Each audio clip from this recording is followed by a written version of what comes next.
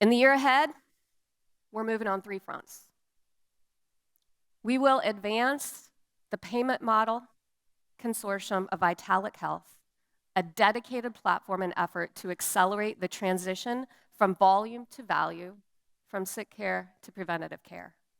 It will meet organizations at their contract and risk management level and build deliberate pathways to accelerate value-based care and greater sustainability. We will deepen our commitment to optimizing transparency to the total cost of care delivery, driving shared understanding and best practices across the system with rigor this topic has long deserved. And we will drive administrative simplification and standardization efforts to modernize healthcare financial management. 83% of our survey respondents said the lack of standardization is a greater barrier to sustainability than the complexity of care itself. Not the science, not the politics, our own failure to organize. US healthcare spends just shy of $1 trillion annually on administration. At least a quarter of that is recoverable waste requiring no federal mandate.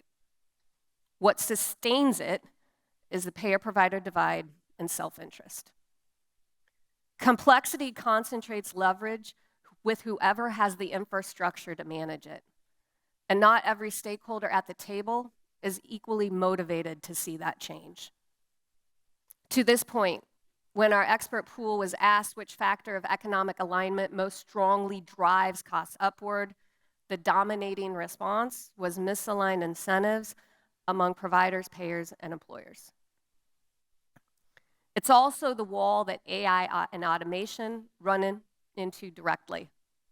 Standardization is the infrastructure that makes automation work at the collective level. Without it, we're accelerating down a dead-end road of proprietary silos. The historical precedent is clear. Industry leaders who self-organize first, particularly in finance, produce better standards faster and at lower costs than those who waited for government action. Providers who see this conversation will find themselves standardized against their own interests, and in this area, we must be builders.